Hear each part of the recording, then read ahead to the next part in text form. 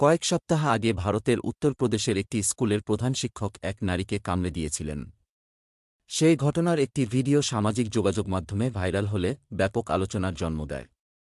এই ঘটনার রেশ কাটতে না কাটতে এবার ওই রাজ্যেরই রাজধানী লখনউয়ের একটি স্কুলে প্রায় একই ধরনের ঘটনা ঘটেছে।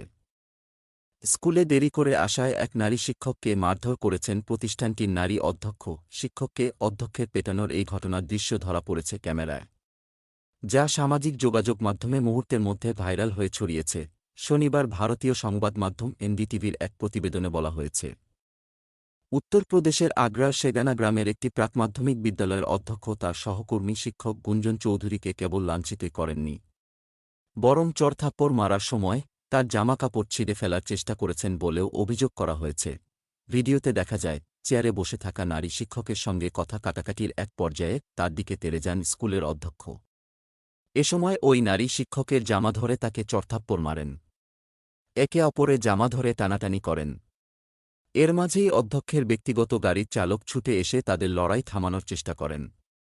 এক পর্যায়ে দুজনের লড়াই থেমে যায়। পরে তাদের মাঝে আবারও বাগ্বিতণ্ডা শুরু হয়।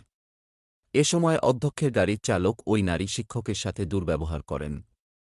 মারামারির এই ঘটনা যিনি মোবাইলে ধারণ করছিলেন ভিডিওতে তাকে বলতে শোনা যায়, এটা ভিডিও করা হবে। ম্যাডাম, অভদ্র আচরণ করছেন।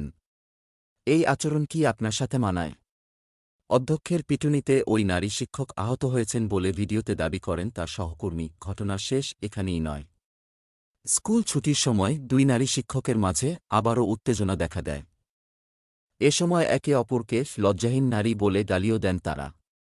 স্কুলের অধ্যক্ষ ওই নারী শিক্ষকের বিরুদ্ধে স্কুলে দেরিতে আসার অভিযোগ তুলেছেন। লড়াইয়ের সময় অধ্যক্ষ ও ওই নারী শিক্ষক অশ্লীল ভাষায় গালিগালাজও করেন, যা তাদের স্কুলে বা যে পেশায় তারা আছেন তার সাথে বেমানান বলেও স্থানীয়রা জানিয়েছেন।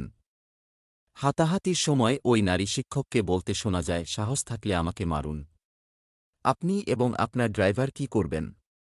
জবাবে অধ্যক্ষ বলেন, কিসি কি দাদাগিরি নাহি চলেগি ইয়াহা।